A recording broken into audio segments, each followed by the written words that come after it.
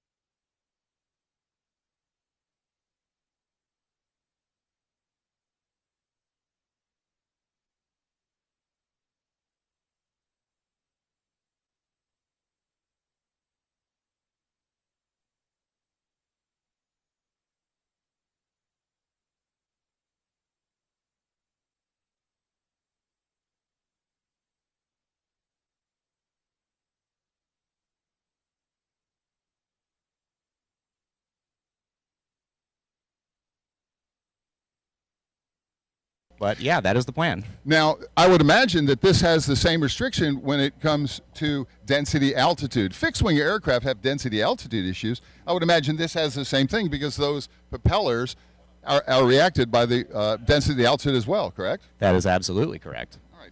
So one thing is for sure that you guys need to know about this is their phone number here, 650-662-6981. I'll say it one more time, 650-662-6981. You can get your own personal aerial vehicle. This is a Pivotal aircraft, and it is a single-seat PAV. And you can get basically 20 miles. Yeah, just about. That sounds really, really good. This is Marcus, your last name? Marcus Lang. This is his creation. Marcus Lang is his creation. Well, I tell you what, it's something. I think we're getting close to time, though, aren't we? What time we got? We have 1849, 650, just about. So it's 10 minutes till she starts to fly. So we're getting ready for this. I want everybody to know that after this, we're going to have the STOL demonstration here. We've got top names in the short takeoff and landing competition that will be out here. Now, this is a demonstration that they'll be doing tonight. You can see the line painted out there, and what they're going to do is take off and land very, very close to that. Oh, we're getting ready. It's getting exciting. She's going to go fly for us. Hey, oh, look at that. Nice. Okay. You know, that is so funny. I was just thinking that. So the question from the crowd is, what is the pilot's maximum weight? Maximum weight limit is currently sitting at 220 pounds for the Helix vehicle. Do you think that'll ever improve, that you can make it lighter and then get the pilot weight more? We are absolutely working as hard as we can to make the vehicle lighter and lighter. But going from there, with a lighter vehicle, things are going to get a little bit thinner. Things may get a little bit more fragile. That's going to require a significant amount of testing from us. We want to make sure that we get this right. We want to make sure that we have everything as safe as possible. Well, if you're in Palo Alto, California with 100-plus employees that are smart like you, I'm sure that you'll be able to do it pretty quick. I have all the faith in the world in our employees. No doubt about it. So there's 8 independent propulsion systems provide stability throughout flights, even in changing wind conditions. That is correct. All right. So let's talk about the software. This software is not connected to the outside world unless you do something special under Part 107, correct? Yeah, so the vehicle is capable of operating as a UAV, either remote control or a pre-programmed flight. And under that, like you said, it is going to be running under Part 107. So tell everybody what Part 107 is. Part 107 is basically what all of the drone pilots are running under right now. All right, but this isn't a drone. This is not a drone. This is a manned personal aerial vehicle. So the only real difference between this and a drone is that you have a human body in it, flying it, and it is controlled from inside the vehicle. That is correct. So, but it does have the capability to be remotely piloted. Absolutely. So would you think that there's other, maybe even military uses for that? Probably can't say anything. I'm sorry. Can't say anything on that. But you could theoretically load something up with 200 pounds of payload, fly it into a disaster area where there are no functioning roads, and land it somewhere and deliver supplies in an emergency situation. Now that's a good answer. Don't you think, guys? Evan did a good job on that answer. Okay, what else? What else will you talk about this? Where do you mount the chain guns? I'm sorry, that's not. It doesn't equipped with chain guns. It was a little bit too heavy for us at the moment. A little bit too heavy. That's for sure. In fact, like I said, 220-pound limit. The heavier the pilot, the less the performance of the vehicle itself. Exactly. So I know she wouldn't tell her weight. Tina, right? Yeah. Tina won't tell her weight, but I would imagine she's pretty light. Yeah, we can go with that answer. Probably will. Probably will. And here's Jughead right now. Jughead's coming up. Jughead. Go stand underneath the pivot, get those 8 fans blown, and cool it off. There you go. He wants to cool off. Jughead here will be announcing for the STOL demonstration that will be coming up very shortly. In fact, those airplanes will be coming out. You got anything to say real quick, Jug? Not yet, because I got to talk for 40 minutes. Once it gets going, I never got a chance to stop last time. You guys keep it going. There you go. Oh, let's go fly. That's what Jughead says. So, one of the other ones you say, we never talked about how fast it can go. So because this is a Part 103 ultralight vehicle, we are still limited under those regulations. So we can fly up to 55 knots, about 63 miles an hour ground speed. So that's the book limit at FAR 103. I mean, I would imagine you can tweak it a little bit to go theoretically if you were in a foreign country. Theoretically, there's a lot of things that are possible. I like that. There's a lot of people that tweak things. Is it possible for you to tweak them, or does it void the warranty? That would absolutely void your warranty. What about replacement parts and things like that? So replacement parts are provided by us. If something were to happen, then I myself and actually Deshaun out there would be one of the service technicians that are coming and fixing your vehicle. Well, that sounds good. Would you come out to that location? Absolutely. We have been to every location that all of our customers are at. What foreign countries has this flown in? This has not flown in any foreign countries as it sits right now. A lot of our previous testing was actually done up in Canada, though. That is a foreign country. They even talk different. We got any Canadians here? Canadians, there you go. We got some Canadians right here. Pardon? Oh, he said give it a month. Well, we won't get into politics of that right now, but as it stands right now, Canada is its own country, right? That is correct. That's right. So you've flown in Canada. Are there any plans to take this internationally? That is the goal in the future. There is still a lot of legal loopholes that we got to get through with that, and a lot of other regulations that we have to deal with them. Okay. So would you talk about what it's actually made of? So the vehicle is actually made completely out of carbon fiber. So we have a couple different styles of layups that we have in there, but everything is carbon fiber except for the motors, the circuit boards, the battery packs. And are these standard motors that most other drones use, or are they bigger? No, so these motors are actually completely built 100% in-house. So they're they're about the size of a grapefruit. Nice. Let's stand a little bit closer so that they can take pictures, because they're actually. So you said what? That it's. They're completely built in-house, about the size of a grapefruit. So each one of these engines has what? You said 1,000 pounds of thrust for all 8 engines? Yeah, so combined total, it's a little bit over 1,000 pounds. So what, maybe 120 pounds of thrust per engine? Roughly. That is actually pretty spot on there. And what's the length of the propellers? That number I don't immediately recall off the top at this immediate second. Look a little more than a foot, though. About, yeah. Maybe 14 inches or so. Somewhere around there. Well, that's a lot of thrust, 110 pounds of thrust. So let me ask you, it wouldn't be much more to take that engine and put it on a powered paraglider or something, because 110 pounds of thrust is more than enough for a powered paraglider, for example. If I knew more about them, I would be able to answer that question properly. Unfortunately, I don't. As a powered paraglider guy, I can tell you that's more than enough for a lot of folks. They fly top 80 engines, things like that have maybe 70 pounds of thrust. So there you go. So the technology that you guys are working on, it has multiple uses, doesn't it? Absolutely. Just like you're saying about the different uses of the aircraft itself, this technology that you're spawning here at Pivotal out at Palo Alto, California, you could actually have a whole wide range of products that you could come out with. If that was our intent, I can't answer that, though. I understand. Yeah. Our intent right now is this vehicle. And that's good to have that focus, to make it safe, make it available at a reasonable price for the people, right? That is absolutely correct. So what's your website? So our website is pivotal.aero, pivotal.aero. And of course, like I was saying before, you can check out the simulator in Innovation Center. That's just outside the gates over there. That's the Innovation Center. Anything else that you'd like to tell those nice people here before the STOL folks get going? Hang on to your hats and prepare for a wild ride. It's going to be a fun one. It's going to be a fun one. Tina's getting ready. She hasn't closed the hatch yet. They're doing the final checks and all that. It's a standard checklist that people use before they take off? Yeah, so there's an entire pre-flight checklist. We have a vehicle operator's manual that you got to be flying with. It is a requirement that we have. It has everything that you need to go through before you get into the vehicle, before you've powered the vehicle on. And once you're in the vehicle, the view screen on there also has its own set of checklists that you need to be able to complete before it will let you take off. Does this have a feature where you can track your flight? Like you get home and you plug something in, you could look on your computer, say, this is where I flew. So that'll actually pop up on the view screen. So at the moment, we don't have a customer-facing application just yet to download all that stuff, but all that information is stored in telemetry.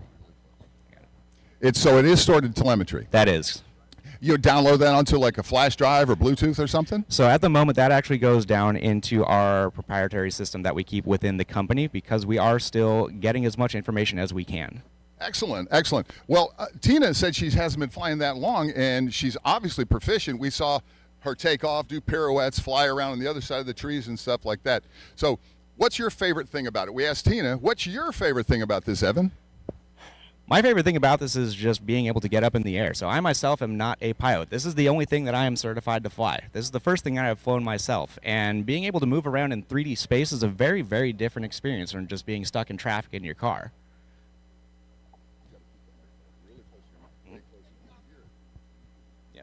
All right, I'll tell you, I really enjoy that. I fly the powered paragliders, and I'm really intrigued by this. You say the curve to learn isn't that bad because it is computer controlled. So in other words, if I'm flying and let's say I sneeze and I hit that joystick really hard to the side, the computer's not going to let me do it, is it? No, the computer is going to be controlling the limits of which that you can fly in. So when you say that, in other words, that's in a bank, in a yacht, all that? Exactly. It will not let you pitch too far forwards, backwards, side to side. Now, is there a way to change that curve as you become more and more proficient? Not at the moment, no. We would need to be able to go through a significant amount of testing with that as well. So he wants to know more about redundancy and engine failures. We talked a moment ago about if an engine goes out, it allows the computer will turn off the engine on the opposite side to keep the thrust symmetrical. And from what I understand, you can lose 3 engines before it'll really say, hey, you got to come down and land immediately. Is that correct? That is correct. If you're looking at everything spinning up right now, like I said earlier, if one motor was to fail, the one on the opposite side would drop out as well, just to keep things symmetrical. So as she's going through her startup sequence, you're going to see our Elevon control surfaces moving around. The reason why all of those are split into 2 is because if one of the servos fails, you still have some of that control surface left. There she goes with that right now. So everything else in the vehicle is a triple redundant system. We have 3 pitot-static systems, we have 3 GPS antennas, we have 3 flight controllers in there as well. Yep. Sorry. All right, so how long is she going to fly for us today? So I think she's going to be up for about a 6 or 7 minute flight right now. We are on a little bit of a specific time frame. We are. Does anybody know what time it is right now? 6:59. Woo, excellent. That means she's 1 minute away from takeoff, everybody. 1 minute. 1900. There you go. We got military folks. You ex-military? No. What's your name? My name is Deshaun Gaston. I'm a technician. Deshaun, so what do you like about Pivotal? I love the scrappiness of the company. We really fight, and we really trust our customers, and we care about our customers, so they trust us. So what's your job? My job is pretty much to assemble the aircraft and make sure that the pilots feel comfortable when they're getting in. Excellent. So you work in the avionic part of it or the actual mechanics of it? What part? Pretty much every part of it. I pretty much take everything from each team and melt them all together and make sure that they operate functionally. Excellent. So where'd you go to school? I went to school over in California. I went to Westmont High School and then switched on over to Humboldt. Excellent. Wait, I'll tell you what. Going up now. She's getting ready to go. Take over, Evan. So, as you see her taking off right now, there we go, rocking back onto the keel right there. All 8 of those motors spinning right around 5,000 RPM. So, the loudest point during the vehicle's flight is actually going to be during this takeoff. So, when she transitions into her cruise flight mode, it's going to get significantly quieter. And there she goes away right now. How about that? Boy, that does get quiet, doesn't it? Oh, yeah. It is not that loud at all. Honestly, it's a little bit loud. I'm talking a little bit louder than she's flying right now. Now, does she wear a helmet? She did wear a helmet, didn't she? Yeah, she is wearing a helmet. Do you have to? No, you don't. It is not a requirement under Part 103.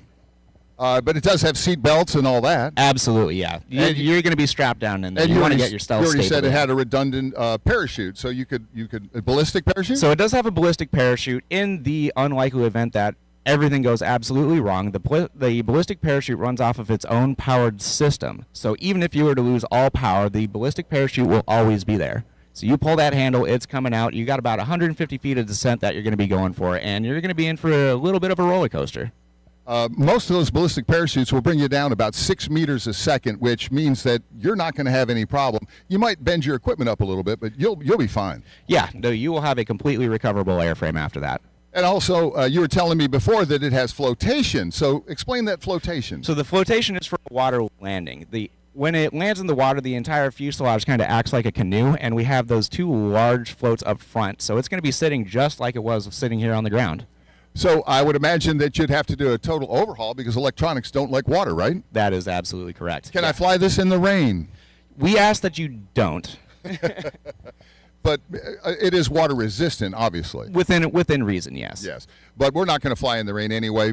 Most ultralights, we really like nice weather, so we're not going to do that. Yeah, so even with the weather like this, we have this nice still day. We can fly with up to about 15 knots. 15, that's pretty fast. Yeah. 50 knots of wind. So she's in cruise mode right now, forward motion. Forward motion. So as she's sitting in the vehicle right now, she's sitting forwards at about a 12-degree angle.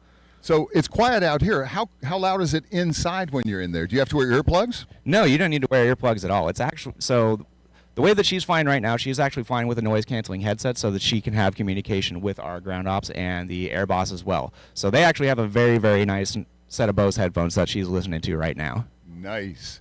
And she can stop on a dime at any time, and I would imagine she's going to do the pirouette again for everybody? I believe that is in her flight plan. That's awesome. She'll stop and do a pirouette, I guess, what, at 150 feet or so? Around there, yeah. So she's not going to be pirouetting over the chalk line again today, so No. STOL guys don't have to worry about that. Yeah, they had to run out there and re-chalk it real quick yesterday, didn't they? Yeah. Yeah, we don't want Jughead to get mad at anybody. Jughead, hey, he's serious, right, Jughead? yeah, yeah. We don't want to mess up that chalk line tonight. That's right. So when's the next time you're going to fly the Pivotal? That is a great question. So I don't actually have a proper answer for that. I'd hope to be sooner rather than later. I think one of our next demonstrations that I'm going to be going to is going to be in May over at the Filoli Estate in California. But so when's the last time you got to fly? The last time I got to fly was just right around St. Patrick's Day. St. Patrick's Day, back in February. March. March. Yep. See, I don't know much, guys. I couldn't even tell you the calendar. Ask my wife. She'll say, "What's your anniversary?" Okay, so what are we doing now? So right now she's going and doing a few sets of figure eights in cruise flight over the other airfield over there. So I don't actually know what number she is on, but when she is done, she'll actually be coming back down. She'll transition back into hover mode and stop right in front of us, drop herself down, and plant herself right around where she was before. So there's got to be more than one control than a joystick, right? It is only a single joystick. So we have two joysticks in there if you're either left or right-handed, but in the unlikely event that one of the joysticks fails, you still have the other one there, and you still have full control over the vehicle. What happens if you accidentally touch the other joystick? The other joystick isn't actually activated right now. So when you need to select it, you have to actually select the joystick and activate it to transition it to being powered on. What's she doing? Talk about it. So right now, she is actually coming in for a landing. She transitioned back into her hover mode. She's getting herself pointed down into the wind and waiting for those radars to pick up where the ground is, and the vehicle will land itself. Just like that. And there you have it. That's Pivotal. They're out of Palo Alto, California. You can see them at the Innovation Center right down the street. And now let's give it up for Jughead. He's taking us all the way to the bank when it comes to National STOL. Jughead, how you doing today? I'm doing great. Paul, Evan, thanks for the great demonstration with the Pivotal aircraft. That was so cool to see every night. Everybody, I'm John Jughead Council. Let's put a big round together for our STOL ground team out here as they get everything ready to go. But I hope you came down to the Bush Wheel Base Camp over here over the last 4 or 5 days, because we had some great raffles, and we're going to bring out our company raffle representatives here. We've got a raffle from McFarland. It is basically an entire prize package in a wagon, or a whole wagon full of prizes. We've got a National STOL package, and we're going to start up top with Flight Outfitters, and they are, hold that up, I'm going to read all what they're giving away. Some of the great flight gear out there for pilots: an aircrew flight duffel bag, a backpack, a Lift 2.0 flight bag, a Lift Mini 2.0 flight bag. There's a pilot's peak hat, a Sidekick pocket knife, and a Horizon headlamp, all in this prize package. So if you do the honors of reaching in there, handing me one. If I call your name, go on down after the performance tonight to the Bush Wheel Base Camp to claim your ticket and prize. It would be somebody that's, I hope they're here. Amanda B. That's all you gave us. No address, no phone number. Amanda B. You have won the Flight Outfitter prize. Oh, wow. She is a volunteer, I will say that. So, congratulations to Amanda. You hang on to that there. Let's go to the National STOL Prize winners. And this includes a STOL certificate, gift certificate of $100, a hat, T-shirt of choice, cooling towel, assorted swag, total prize over $200 for National STOL. Go to nationalstol.com, find out where we are competing all over the United States over the next several months. And our volunteer pulls out the name of Travis Rabenberg. Travis Rabenberg. Are you here? All right. Travis, well, there you go. Come on down to the Bush Wheel Bush Camp after the competition, and you walk away a winner. Compliments of National STOL. And now, our grand prize. We're going to give away this pivotal flying car. Everybody. Oh, for a small donation from McFarland. I don't care what you fly. I don't care how new or old. Go to McFarland for all your aircraft parts, supplies, upgrades, and everything else.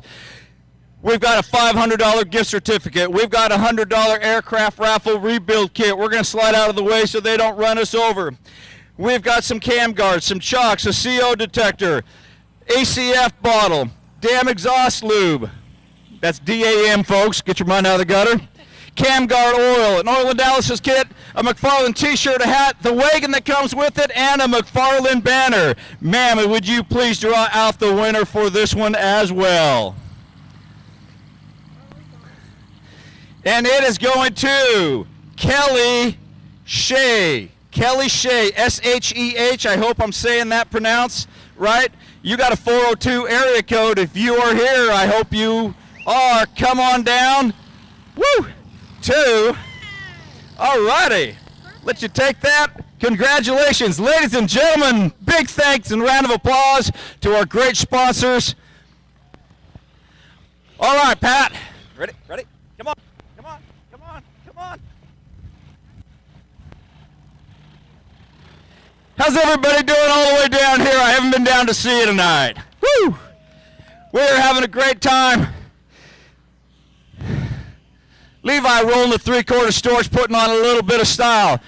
Remember, tonight the rules are we're going to line these airplanes up on the start-finish line. Take off in the shortest distance as measured from the main wheels. They will come back in and land past that start-finish line. If they hit short or scratch, it does not count. We will add the best takeoff and the best landing for a combined score. This unofficial competition. We call it, the FAA calls it a demonstration. We call it an unofficial. There's our favorite Canuck, Mr. Dan Reynolds. Up from the Miami-Dade area, this is none other than Warren Robler, 55 Cessna 180. He is one of the heavyweights of the competition when it comes to performance in what is traditionally the heavyweight or now the touring class.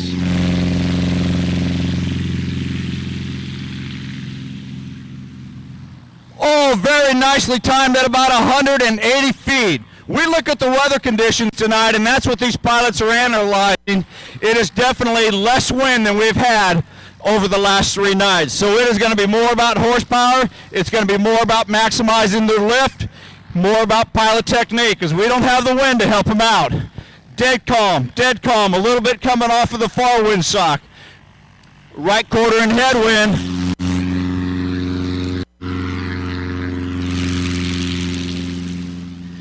Jerry Clemens, brought to you by Clemens Insurance, and a nice 165-foot effort to start the touring class, boys and girls. Doug Jackson, the original founder of all of this National STOL. Back then it was called Lone Star STOL. Proud Texan, his Badland Traveler, he is ready to show just what this airplane will do. Spacing is good as they make the early crosswind turn. Doug starts with those flaps all the way up. Throttle's up, hand goes to the flaps, pull, rotate. Oh, that definitely was a little better than the Husky earlier at about 125 feet. A proud Lincoln, Nebraska native, we've got Mr. Pat McIntyre and his S7 Rans here. A little bit lighter, Rotax powered, less horsepower. Lightweight, little less power, a lot of times will outperform a little heavier airplane with more horsepower. Oh, yes, he did, right at about the century mark. Nice effort, gentlemen. All right, so now the pilots have to shift. The easy part's done. Remember, This is all flying by feel. This has been max performance practice at altitude, hundreds and hundreds and hundreds and hundreds of times. You do that 10 times, it's thousands of times. Then it brings us back in. Warren's looking for this line marked by those green cones. A little behind the power curve. Chop the power, dump the flaps, get on the brake, buddy, slide it, get. Oh, he's going to be happy with that right at the sub 200 mark. We're going to call it 198 and a sub 400 complete round. That is a good effort out of thick Florida air with a little bit of calm wind. What wind is blowing is coming over those trees, giving us some turbulence. Look at the grass blowing around here. It's not steady. You may not see that, but it's now blowing in my eyes along with the dust. Okay, Jerry, nice stable approach. Up, there's the little bobble off the first of the trees. Good correction. Hold it, hold it, hold it. Chop the power just past the line, about 4 feet into reverse, reverse, reverse. Yeah! How'd you like that, folks? Hey, Danny, did you see? I even ran backwards without falling down. That's pretty good, huh? He just threw the gauntlet down for Mr. Jackson right here. Now, these guys are using a technique coming in a little shallower, about a 1.5, 2 degree flight path. Flaps all the way out, maximizing the drag, increasing the angle of attack, a little power to keep it flowing with some induced airflow. Oh, that last little burst bought him 50 feet, but got him past the line, which is important because I would rather be past the line long and have a score in the book at a competition than be short. It is as much in a competition about the psychological as it is about the flying. And the psychological is not just against other pilots, it's against yourself as well. Good one out of Pat, skidding all the way. Good effort, good effort, good effort. Yes! Yeah! I like it when you like it, and when you like it, you make noise, and that makes me happy, which makes them happy. This is the way we like to finish out our STOL demonstration at Paradise City. And I would love to thank Dennis Dunbar and all the men and women, and most importantly, the volunteers that make Sun and Fun such a great event. It's 51 years of more fun. This is our winner from Tuesday night, Levi Nogos, in his 3/4 scale Storch. This proud Killeen, Texas native would love to repeat it. Oh, nice, great effort. 100 and about a 20 foot. Now, he's the only guy here with the nose dragger. Sheldon Harrington's the name. He is a solid performer with us at many, many contests. And don't be kidding, the Redbird, that Zenith design is a very capable STOL airplane. Look how that tail sweeps up. It allows him to get a lot of AOA when he rotates. And that's the key to slow flight.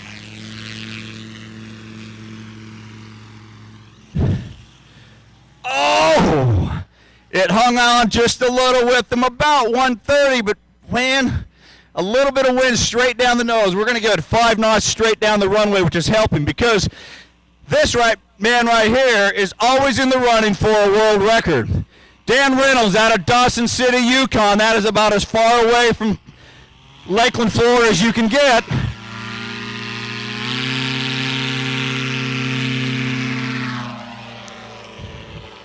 Airborne at 69 feet with that 617 Rotax. Now you may look at that and say, well, that's just a toy ultralight. No, that man ran an entire life as a guide, bush pilot, operating out of the Yukon. There we go, as we come by, making a little fun with the crowd.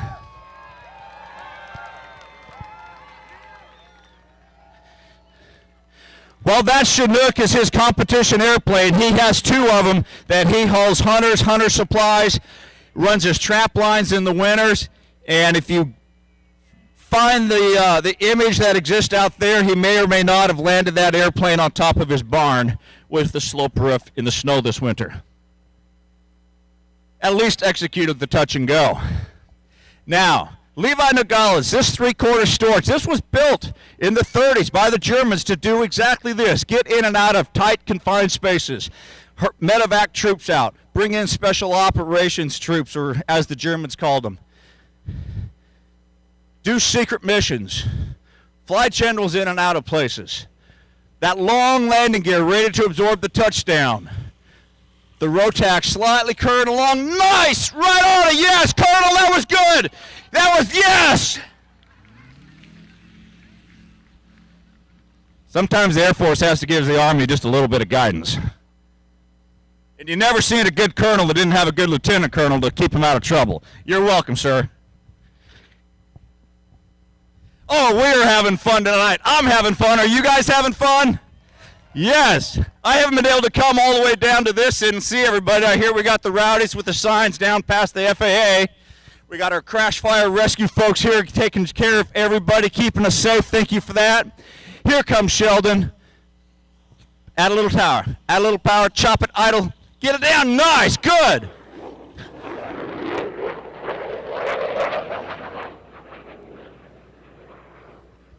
Okay, that is not the noise I expected to hear when a Zenith touched down and got on the brakes. That's not cool. Now, last night, Dan came in high. He likes to come in steep this way. He has great visibility. The aircraft can really fly a steep approach. He got to about 8 feet above the ground, realized he was high. Watch his hands on the stick. At 8 feet, he went full aft stick to full forward stick to full aft stick for a smooth landing at a 3-point attitude. There's the forward, there's the back, touches down at 30 feet. Get on the brakes, get on the brakes. We're going to call it 80. I know he's not happy with it, but that's still pretty impressive. Now, one of the disadvantages of the light airplane, yeah, it can get in really super short, but a 2 or 3 mile an hour gust of wind does a lot to that airplane, where Warren Grobler's 180, of which I will safely make some space for, is not going to be affected by that nearly as much. Here we go, buddy. Looking good. You won't find a funner guy over in the pits than Warren right there. He does not take life or himself too seriously. He does take his flying seriously, though. Nice reverse effort, Jerry. I think Pat still got you beat, though. Any aircraft owners out there looking for absolutely tremendous coverage and customer service, I encourage you to go to Clemens Insurance. Even if you're operating off-country, in the bush, or in competitions, they've got you covered. Doug, that Badlands Traveler is beautiful, and yes! First place right now, I think, buddy. Looking good.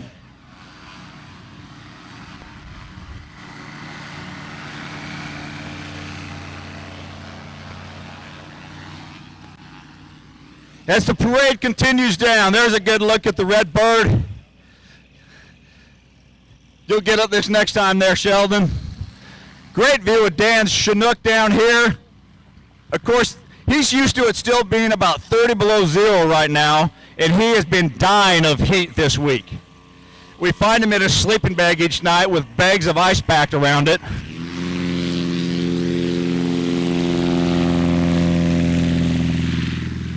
Oh, that was a great effort. Now, you notice he picked up that tail, and a lot of people will ask why. He picked up that tail to a level flying attitude, so there was almost no angle of attack on that wing, because angle of attack produces lift. Lift produces induced drag. So they're raising those tails to minimize that induced drag until they think the airplane's ready to fly. That's usually immediately preceded with that pulling the flaps and the aggressively rotating. Jerry's lined up, cheating into the wind just a little bit. He wants the people up. Let's get going. Let's get going. Come on.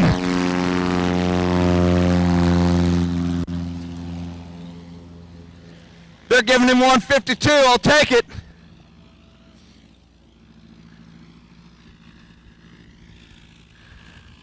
I love this lighting. This looks so gorgeous here.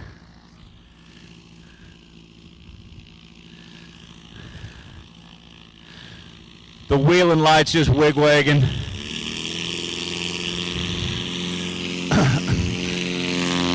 Oh, Doug! 125, a great effort. Those monster shocks now ready to come back in, absorb the impact.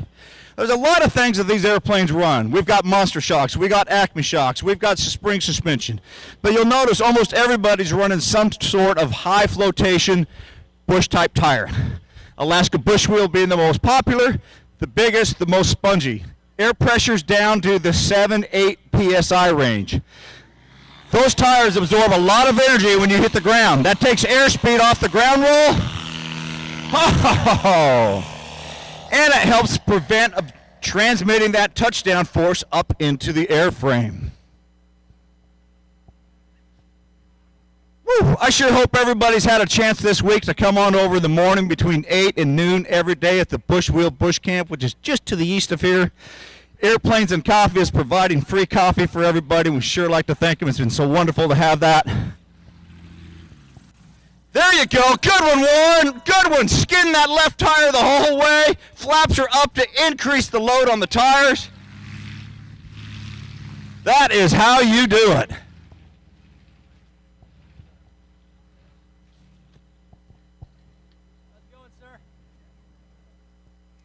Woo. I'm tired. All right.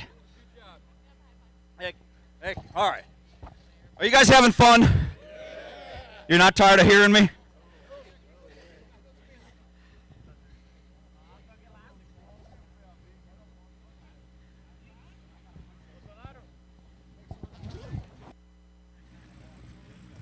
Don't land yet. I'm not ready. Okay, land.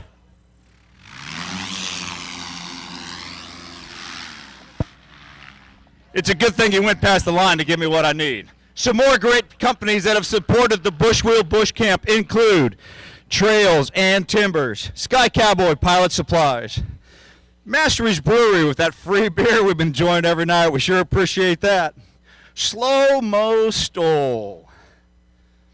Crosswinds Electrical wired up the tent, and it's been flawless all night except for maybe the time that I pulled the wrong extension cord. We've already talked about McFarland, their great products, their great support for us at all our events. Operation Airdrop. And as the Badland Traveler comes in under Doug, a burst of power floats him along. Woo! He's just going to let that one roll. We could have done it with the RAF, Recreational Aviation Foundation, and Aviat Husky and their beautiful backcountry airplanes.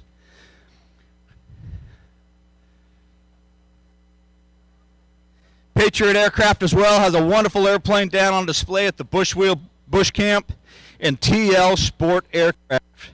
Thank you very much for your wonderful support of the Bush Wheel, STOL Camp, and the STOL Invitational. It's Sun and Fun 25, 51 years of fun short flying. Woo! They're giving them an 82 feet. How many people notice that all these landings, the tires are locked up and skidding when they touch down? People think you can't do that safely with a tailwheel airplane. You sure can. There's a little bit of technique with it, but when it's going fast and has the energy like this, especially with bald tires, you can skid those tires for a long time before the brakes become effective enough to give you a potential threat of over braking or tipping it on its nose. The trick as a pilot is how to maximize that braking, fly that tail to a level attitude.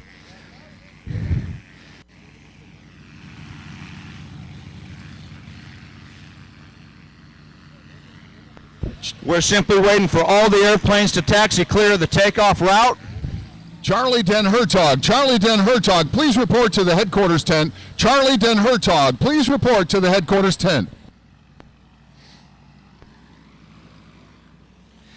Doug Sky Cowboy's helmet right there with the visors, making it a lot easier to taxi into that sun. Here we go, Levi, round number 2. Oh, that was good.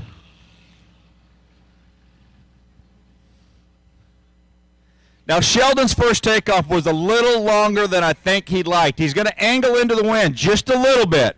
It's swung around as 5 to 6, but it's a right 45 quartering headwind. So he's only got about 2 to 3 on the nose. He's going to aim to about that 200-foot marker down there, or maybe just to the left of it, and see if he can't pick up 1 or 2 more mile an hour of headwind component. There you go. That was definitely better than the first one. He got more angle of attack on it sooner, and that airplane responded and let him fly. You're looking at one of only two people in the world that have beat Steve Henry. He's won Valdez STOL. He is the master at getting the most out of these Chinook aircraft. He's one of the nicest gentlemen you'll ever meet.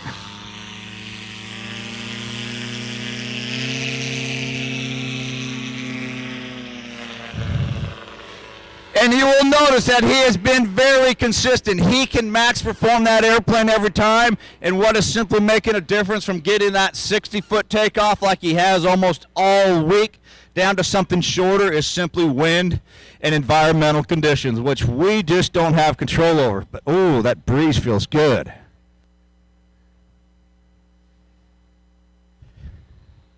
Now here at a STOL competition, it's nice. We have a very uniform surface. We do have a variation in the wind because how it comes over the trees quite often here. But right now, it looks to be fairly steady, going between right down the runway to about 30, 40 degrees right. A lot of the airplanes are using that very shallow approach, flying behind the power curve. The Storch here right now, Levi's coming down steep. He'll get it down to an altitude where it's safe that if the airplane was to quit flying as far as aerodynamically, get a little too slow and stall and he can't add enough power, then the airplane will safely touch. There's that transition. Add some power. Watch that rudder. It's all rudder right here, keeping those wings level. Looking out to the side. Glass panels everywhere in the Storch. There it is. Buddy, get it. Oh, no. So close, but so far.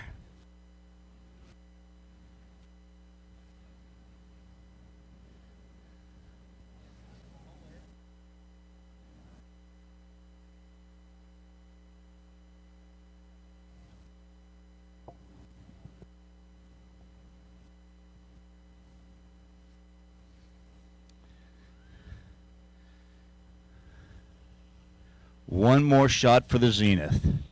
For all the tricycle gear airplanes out there. Come on, Redbird. Come on, come on. Oh. One of the disadvantages of the Zenith is it's got a really high camber wing. It's draggy, but he to throw in a bunch of or get rid of a bunch of flaps when he wants to force it on the ground. Because a lot of that. Sometimes as you come to the line, you're adding power because you're sinking and you're trying to get to the line. Sometimes you're ripping the power to idle to try to get it to fly because you're using some of that induced airflow to keep the airplane flying. Sometimes it's rip it to idle and dump the flaps off all at once, or pushing forward on the yoke or stick to deflate and plant the tires on the line. Come on, Dan, looking right at it. This is looking good, looking good, looking good. Nail it! Yes, yes, yes! Woo! That is the landing of the week here at Sun and Fun.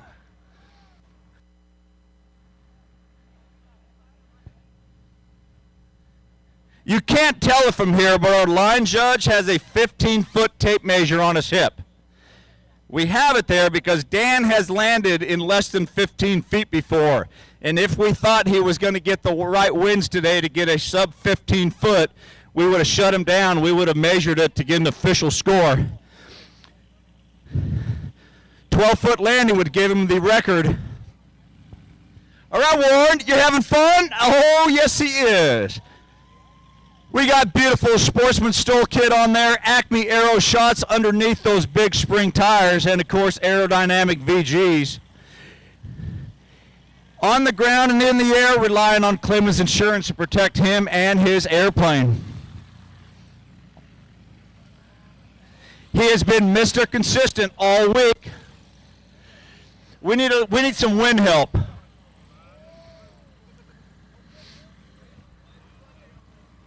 Let Dan know that was a good one. Yes, yes, yes.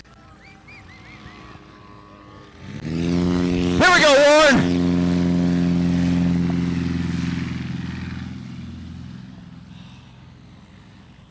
A little bit long form.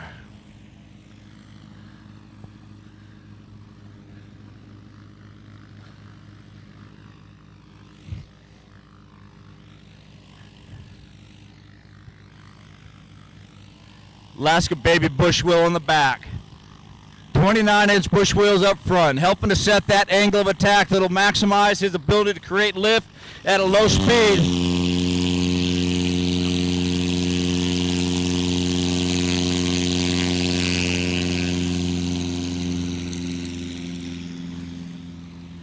That was good. He could have pulled just a little bit earlier, though, it looked like. That airplane leapt off the ground. A perfect takeoff for us. You don't even feel the airplane lift off. It's just kind of like, I don't know if it flew or it didn't. That one, he knew it flew. He knew he probably could have gone 10 feet sooner.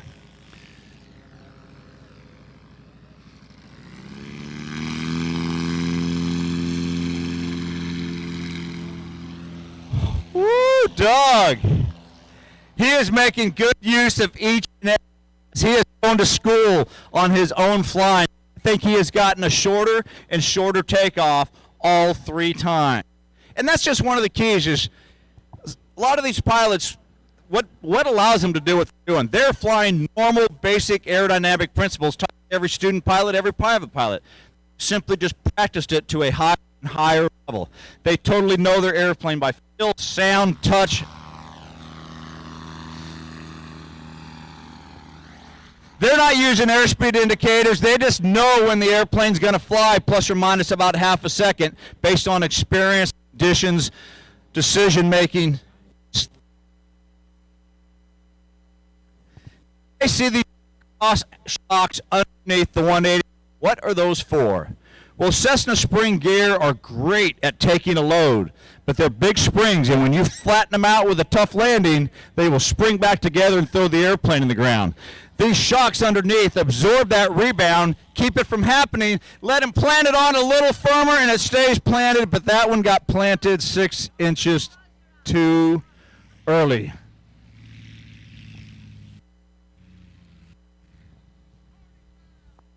Party foul from the line judge.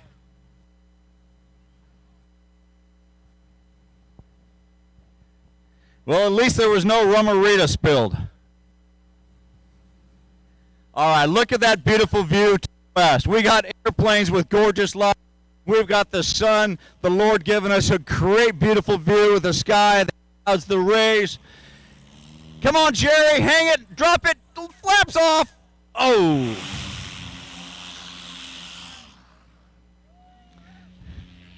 That McFarlane reversing prop, so handy.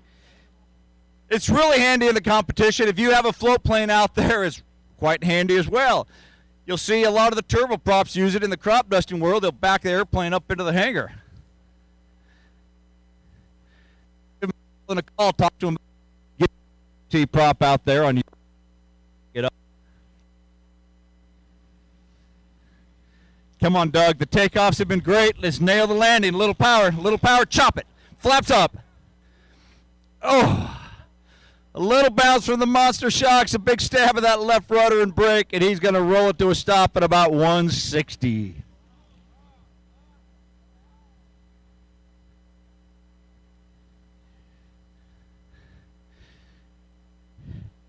Looks like the guys are headed back to the Bushwheel Base Camp for some of that Mastery's Brewer and Beer after this event. Pat, you've been hanging on the top of the podium. Let's see if you can claim the prize for #1 position tonight. Hang it, drop it. Oh, no. But I like it. He was going for it. He knew he had some good landings in. He was getting aggressive.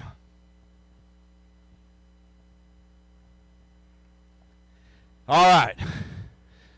Oh, look at this. We're coming back for the next round. Maybe we're going to get a 4th in. Airbus and the FAA going aggressive. I like it.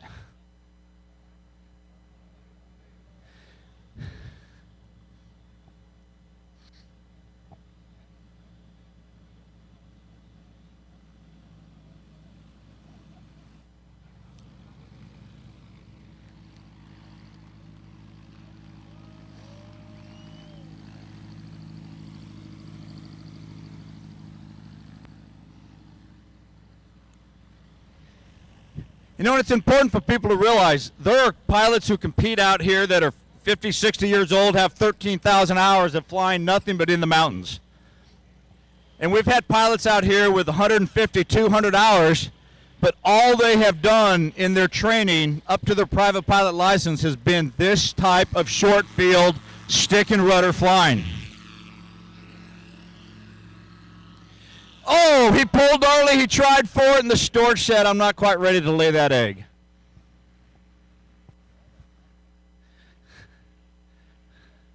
All right, Mr. Hetherington, let's get the red bird up quickly this time.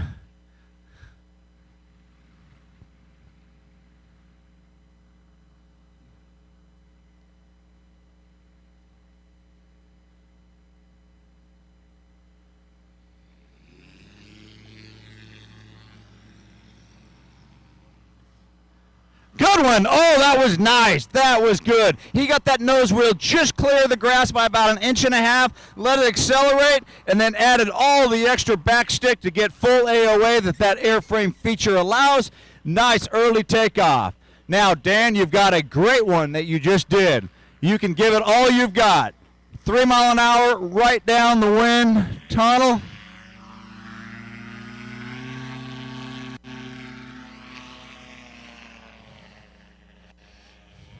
All right, his first 3 takeoffs, you notice he picked up the tail, got it into a low AOA, and then rotated. For this one, he left the tail on the ground in a 3-point attitude the whole way.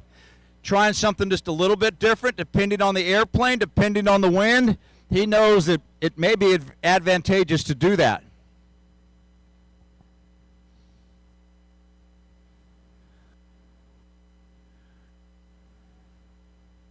That profile of the stork.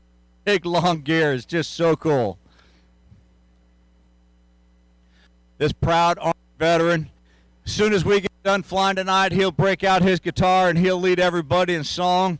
And I sure hope you come on down to the Bushwheel Base Camp and join in. It might go for a couple hours of picking and grinning and having a good time. Underneath that storch is what now is a fuel tank. In the early days or in its war use, it could actually drop a small bomb. But when it flies at about 70 mile an hour in cruise flight, you want to carry all the fuel you can get. Nice stable air, stable approach. I like that one. I like that one. Oh! He liked it too, all except for the last 2 feet.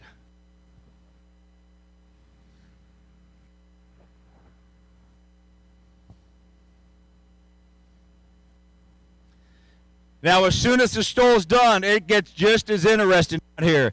We've got Arrhythmia paraglider team out here doing formation night paragliding. Check out the photo mission up above, the skybox car flying with probably Mr. Fowler and his very easy. I can't all tell what's behind it, but the glider. Sheldon floating. Oh, that Zenith floated. Oh, he almost nailed that perfectly. Oh, less than a foot. So close to hero. Unfortunately, it was a 0.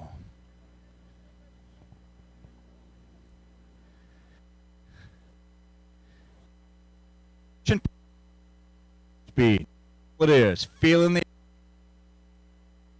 watch the rudder dancing on this airplane. First.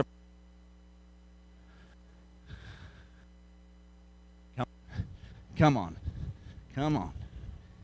That's it, Dan. Right, left, right. Little power. Power. Come on. You got it. You got it. Power. Power. Dump. Yeah! Woo! That's it. I love it. I love it. You guys get excited for it. You can appreciate what that pilot is doing. Yeah, he's flying for his own pride, but you know darn good and well, any competitor, he's looking to win. He's looking to put on a great show for you. And you can definitely agree, I think, that all these pilots are doing that, aren't they, folks?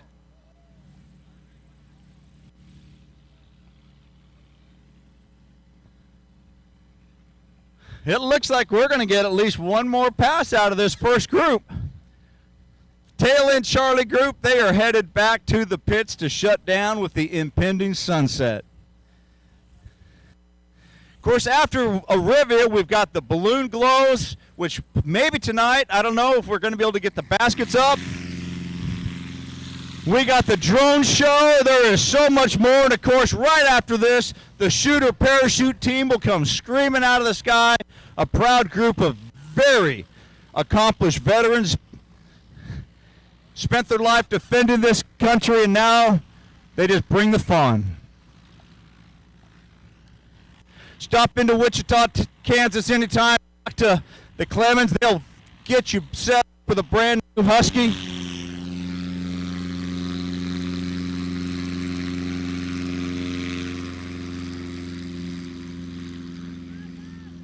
There you go. That's it. That may have been Jerry's best effort of the night. Avion Husky took that classic Super Cub type design and said, we know ways to make it better. They made it wider. They made it more comfortable. They gave it more speed. They kept its great slow speed handling characteristics, added some more refinements, some modifications, and produced a wonderful airplane. The Badland Traveler's doing good. Oh, look at this.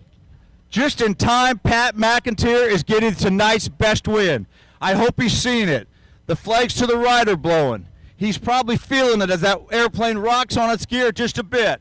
Come on, boss, clear him to go. Let him go, let him go. Let's ride this win. Come on, Colonel. We can turn on final later. Let's fly it. Let's go. Let's go. Come on, buddy. I like it. Yes. Yeah, sub 70 feet, right at it. Now, is that wind going to continue all the way to landing?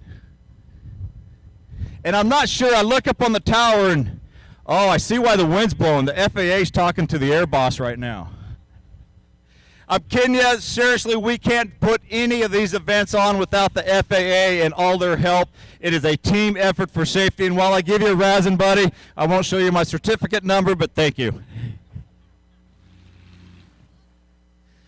Oh, Warren goes a little bit long. He must be getting thirsty. He's like, I'm good. Hey, but 148, 149, that's not bad on a 180.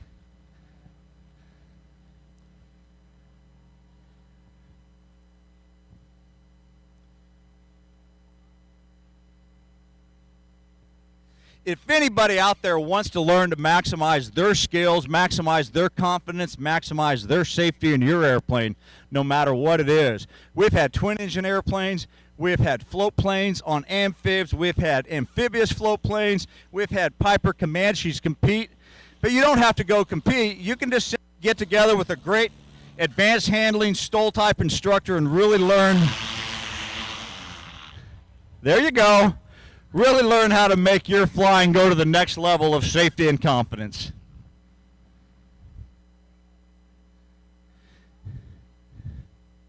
National STOL will have events all over the United States this year. In 12 days, we'll be at Swamp STOL in Louisiana.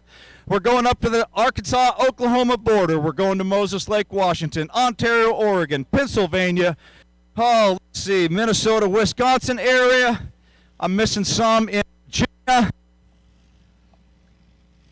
And the season finale, I think, is back in Texas. But go to nationalstol.com, find out all about those, or go to stoldragrace.com and find out about where we race two bush planes side by side on a down and back drag race course. That is a lot of fun. Okay, he still has the wind in his favor. Pat has been putting on a show tonight. I'm not sure that he's going to beat Dan, because the Chinook was performing tonight. But let's see if he can get a personal best for the evening. Slow and steady, buddy. Remember, despite what your wife says. It's a good effort. It's a good effort. We will take it.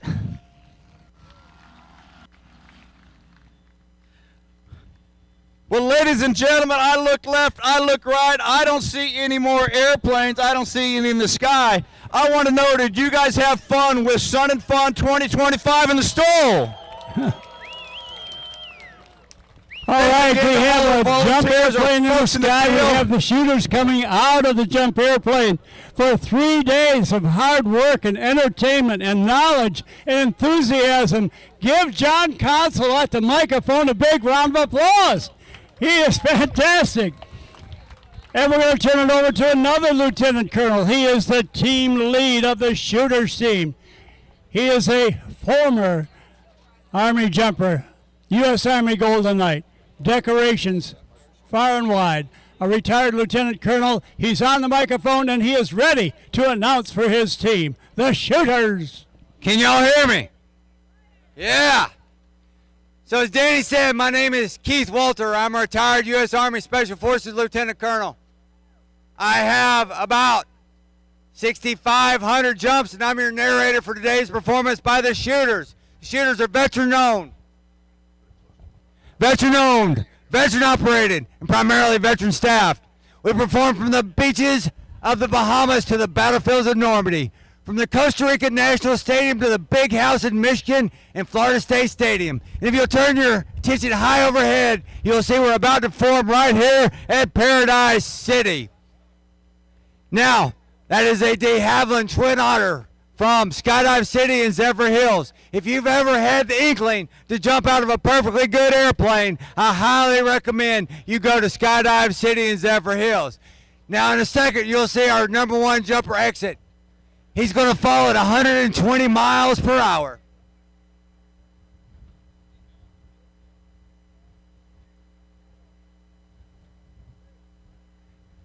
Jumpmaster's checking the spot. He's looking, making sure he's in the right spot. There we are. There's one. There's two. There's three. There's four. There's five.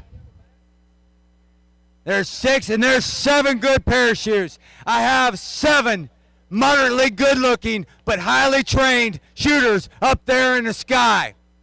Now, they fly their parachutes just like you fly a pattern in an airplane.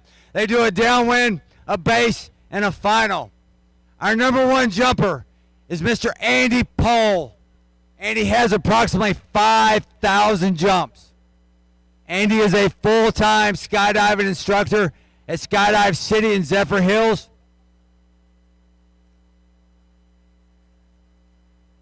You see the flag? I got his flag. He is high overhead and he is jumping the U.S. flag. Now, as I said, he will fly a downwind, he will fly a base, and he will fly a final. Now, as he gets close, I'm going to get y'all to give him a big cheer and welcome him back. He's a very good skydiver, but he's not very good looking, so we got to make him feel good about himself.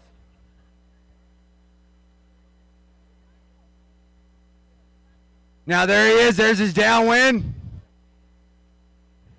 There's his base. All right. On three, let's welcome him back to terra firma. 1, 2, 3. Welcome home, Andy. All right, our number two jumper. He has 12,000 jumps. He's a full-time skydiving suit manufacturer. He can also hear you. Let's welcome back Mr. Scott Callentine. Our number three jumper, he is a fellow U.S. Army Special Forces Lieutenant Colonel retired. He has multiple combat deployments. Lieutenant Colonel Keith Hanley, as he gets close, let's welcome him home.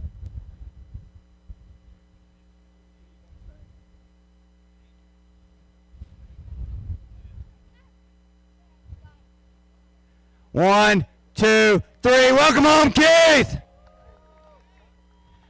Our number four jumper, he is a former former Navy technician. He has about 700 jumps. He's our jump baby.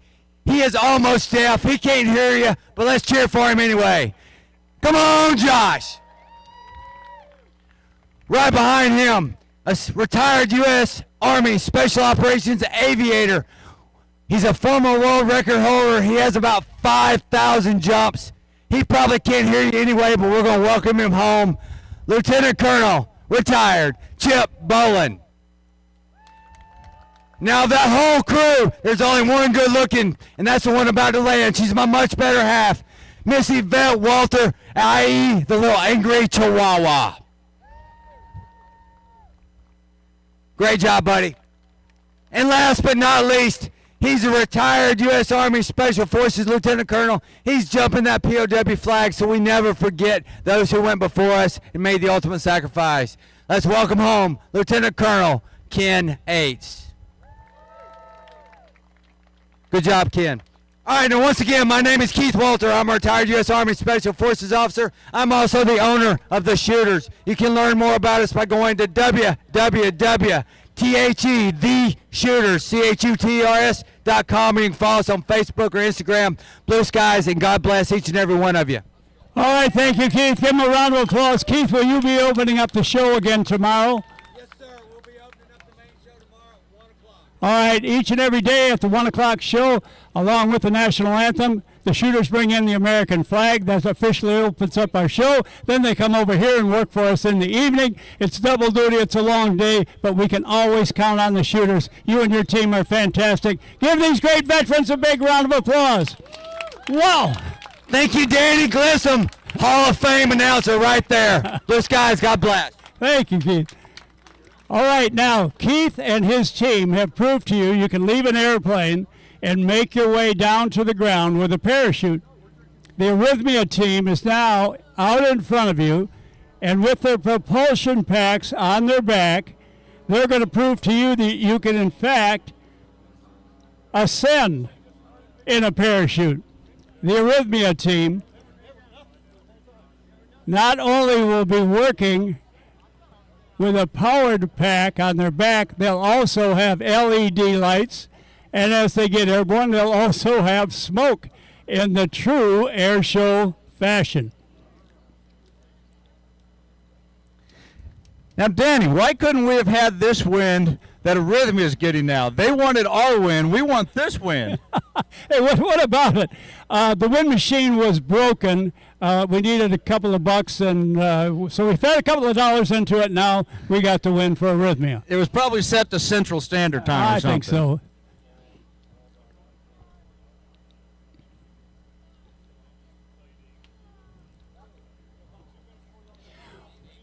While we're waiting for Arrhythmia to light up and to smoke up the sky, each and every evening about this time, I remind you, and I beg you, please do not leave early.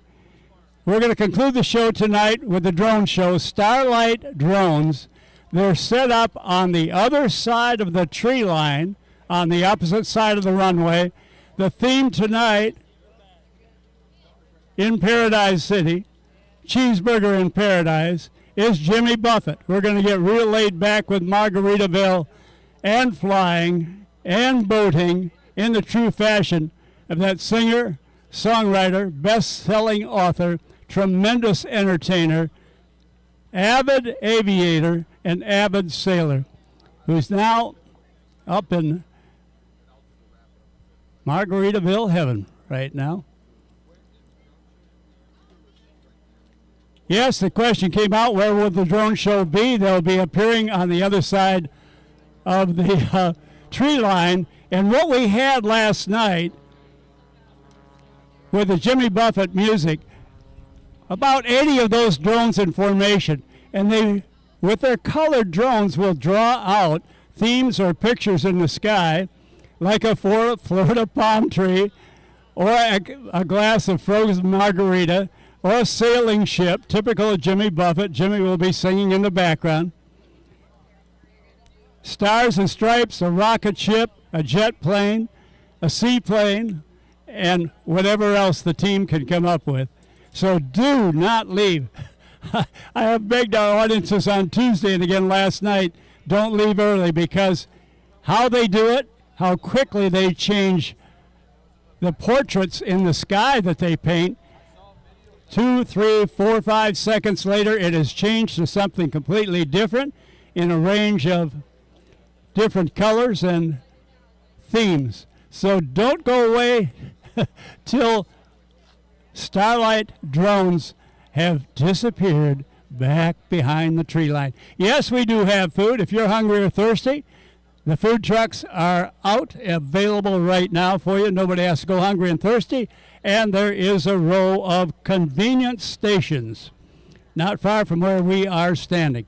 Temperatures are continuing to get even more comfortable. The breeze is kicking up. and it's a very relaxing time at Paradise City. Not only do we have sun and fun, we have tonight, waiting for darkness, moon and fun. Flying Circus here at Paradise City Airport in Happy Valley, Lakeland, USA. Once the team gets airborne, we'll tell you the technology behind the machines. You'll see the engines, the propulsion system on their backpack. You see the props starting to go around. There'll be a safety check on all of the team members by a non-flying member. John Isley is the team leader, and he has brought this form of entertainment all across the U.S. by popular demand, appearing each and every year in Oshkosh, Wisconsin, home of the world's largest aviation celebration, the Experimental Aircraft Association.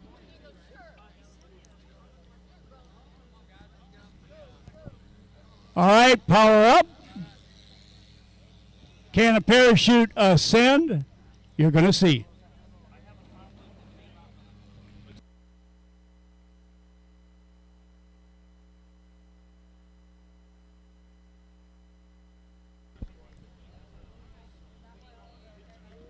What I'm seeing now, confirmed by John Consul, is due to the wind that kicked up. They are wind sensitive. What they're doing right now is a burnout. Now, I'm going to congratulate the team on their ability to know when to call the limits. The machines are very light. The human, the machine, and the parachute are very light. Remember, they are a formation team. Not only do they do formation, but they also do those head-on or collision maneuvers. When the wind actually moves the parachute, instead of the parachute being moved to change the position, well, that's not a safe environment. So sometimes Mother Nature, sometimes Mother Nature is on your side. Sometimes Mother Nature says we're going to do it another day. But as we say, NASCAR drivers, eat your heart out, doing the burnout.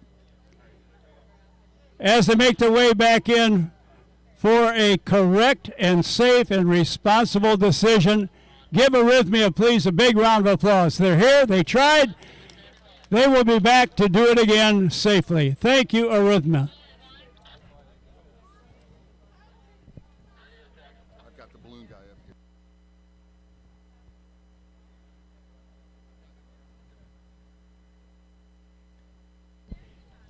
Hey, Danny, you know how they keep bringing that roasted corn over? I think I figured out how they've been cooking the roasted corn. You're going to tell? Right there's a corn roaster going. Oh, that's a marshmallow roaster. Oh, is that? Oh. Yeah. Well, it's going to roast something because I see a lot of propane in a big tall flame. We're lighting up the nighttime sky. If you're in the bleachers, turn around if you can. You can stand up. You won't block anybody's view. Our great friends from the Hot Air Balloon group of entertainers are going to fire off the burners, the world's most effective barbecue.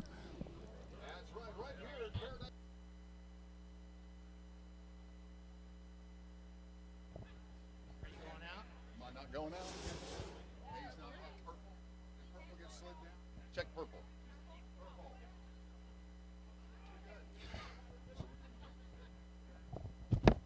Thank you.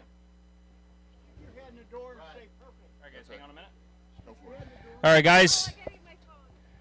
This is Tom with Aviation Ranch. I'm with the Hot Air Balloons out of the southeast U.S.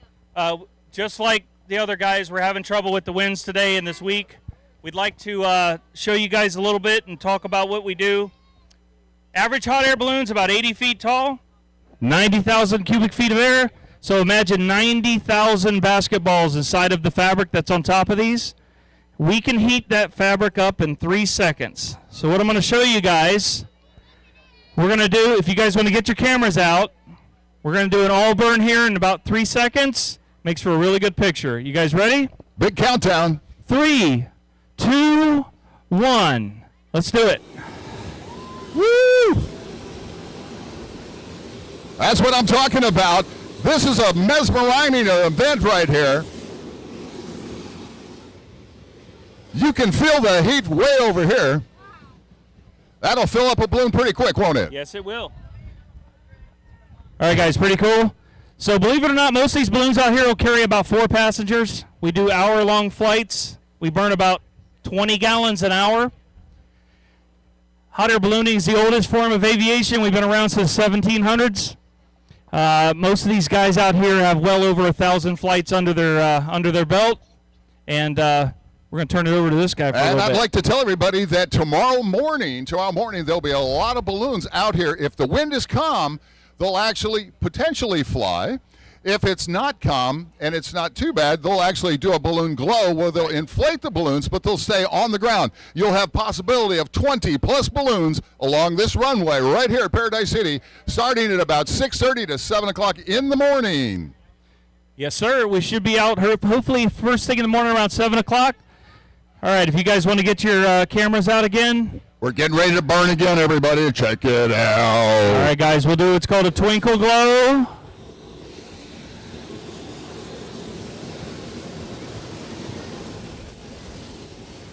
Power.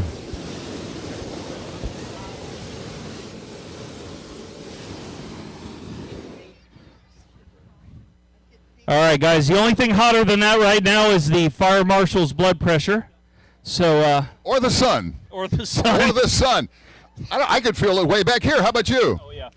Do you get a suntan with this? No, and a lot of people ask how hot it is in the balloon. It's about 10 degrees warmer when you're flying, but the average barbecue grill at Lowe's that you buy is around 90,000 BTUs. These are 13 million BTUs per burner. And what is BTU? British Thermal Unit. Yes. So what is that? Just a unit of measure? Just a unit of heat. Yep. In other words, that's a lot of hot. It's a lot of hot. A lot of hot. These hot air balloons, if somebody wants to find out more, I know it's American Balloon Rides. That's AmericanBalloonRides@gmail.com. You can write them an email, right? Yep. We do flights here in Florida and Georgia. Where in Florida? Where in Georgia? In Florida we have Jacksonville, Wesley Chapel, Orlando, Tallahassee, then Cordele, Georgia. And this makes a wonderful gift. I'm sure they sell gift certificates. Yep. You can go ahead and get a ride for your loved ones. Yep. All right, let's do another glow, guys. You guys ready with your cameras? Let's do a countdown again. All right. Everybody get ready. 3, 2, 1, glow.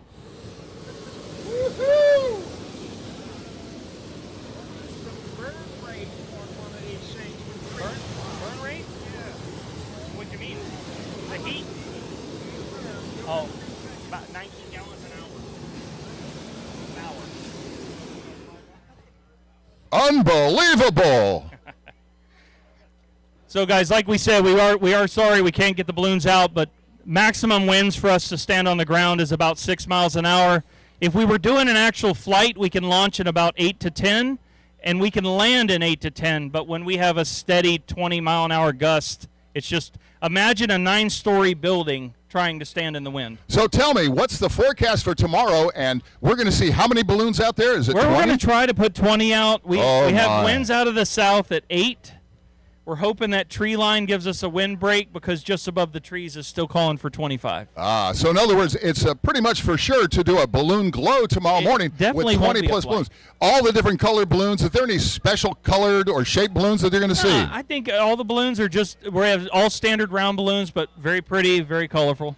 Excellent. Now, do you have sponsors that you want to talk about? We have Aviation Ranch, which is our company. I believe we have a Remax balloon here. Pretty much everything else is sponsored by the pilots themselves. They pay to bring these things in. And you can always send them an email to get your gift certificate to send your loved ones up on a ride. That's AmericanBalloons@gmail.com. AmericanBalloons@gmail.com. Yep. Do you have a website?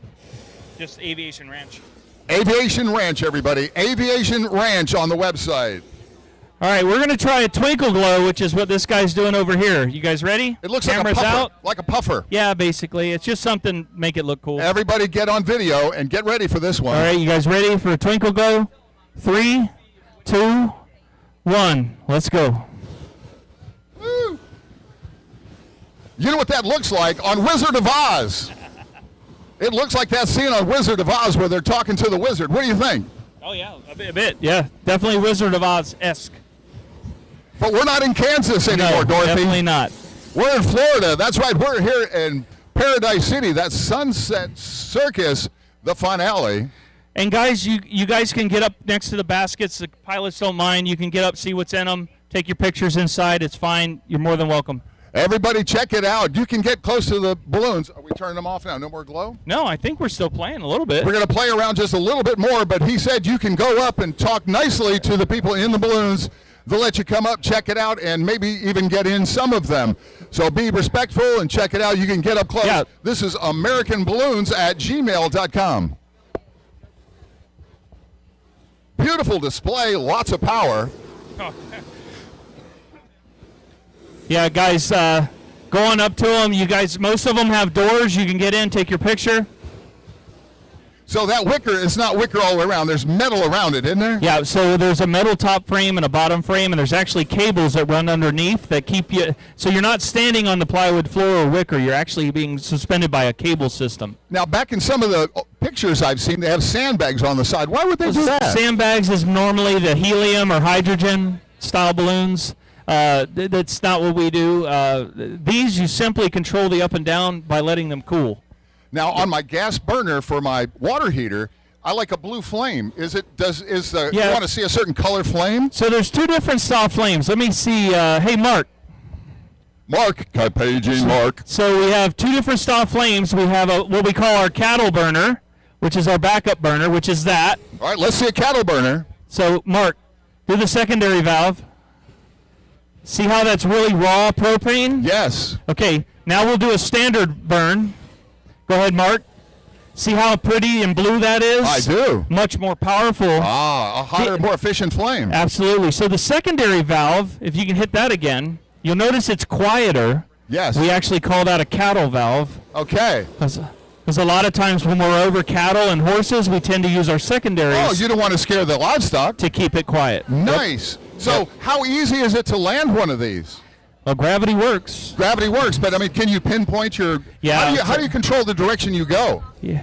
By going up and down, we are able to find different wind layers with wind directions. So as you climb, especially here in Florida, on the deck, the winds are out of the east, and as we climb, the winds are out of the south. So you have your left and your right. It's just usually 500 feet apart. Yes, in the middle of the state, especially when it's a hot day, the air from the East Coast goes inward, and the West Coast goes, and it get convergence in the middle, don't you? And then in the evenings, you play the sea breeze from both sides. Wow. Yeah. So you can actually control the direction of travel by the altitude at which you fly. Absolutely. Nice. So is there an app or some tool that you use that can help you We predict actually what have an direction app is? called Hot Air. It's called Hot Air. So how can people see that? It's in the Apple Store, and it's actually a really nice app. It actually combines a lot of our powered parachute items with the hot air, what we need. Nice. So we know that you can always be reached at AmericanBalloons@gmail.com. Yep.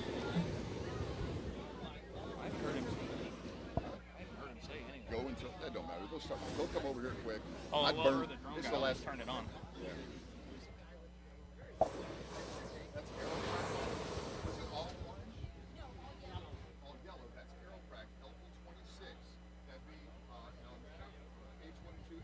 All right, guys, let's get your cameras ready. We'll do another all burn. All right, ready? 3, 2, 1, all burn. Whoa. No. Much closer. Whoa, it lights it up, doesn't it? Oh, yeah. Wow, you can take a picture with that. Look at that. You can feel the temperature You going can up. Definitely. Yeah. What about the birds up there? The birds don't like that, do they? The birds actually don't really bother us. You know, I've had an osprey come up next to me. That's about the only bird. Do we bother them, though? I think they just think we're a big bird. You're a big bird. Well, I'll tell you what, that's wonderful. Is there more, or is this it? That's about it. That's about it. So the burners, the reason we have 2 and 4 burners, it's all redundant. Just like in any type of aviation, there's 2 to 3 tanks, there's 2 to 3 burners. Everything is double redundancy for safety. And the reason you have the big burner and the small burner is for fine tuning, maybe. For fine tuning and also cattle, and it is a secondary burner. And I would imagine that you have to add the heat way sooner than you would think Yes. normally.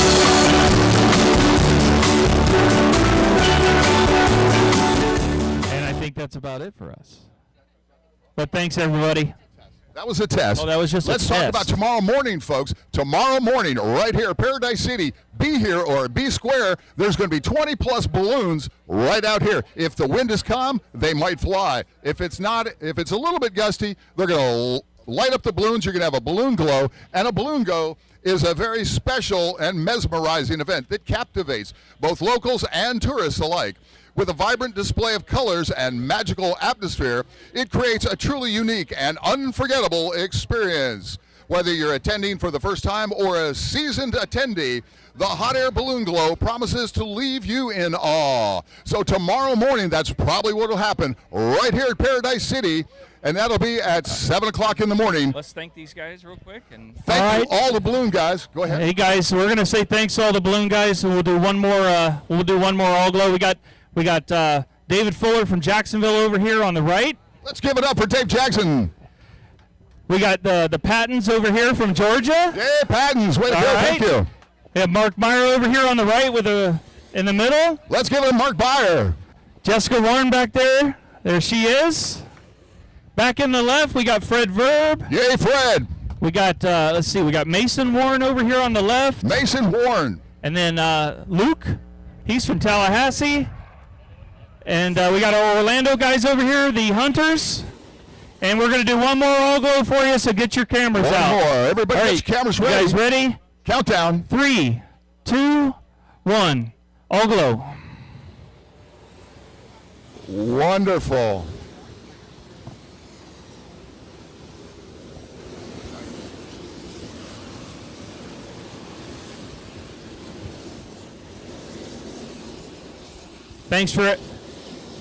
Thanks everybody for sticking around. Trust me, we'd rather have the balloons out, but we wanted to come out and show off for you, okay? Well, we appreciate you very much. Thank you very much. You can get your gift certificates and schedule a ride with American Balloons at gmail.com. That's American Balloons at gmail.com. And make sure you come out tomorrow morning if you want to see 20-plus balloons right here at Paradise City. Come on out at 7 in the morning. You'll see some glowing, maybe even flying. It depends on the winds.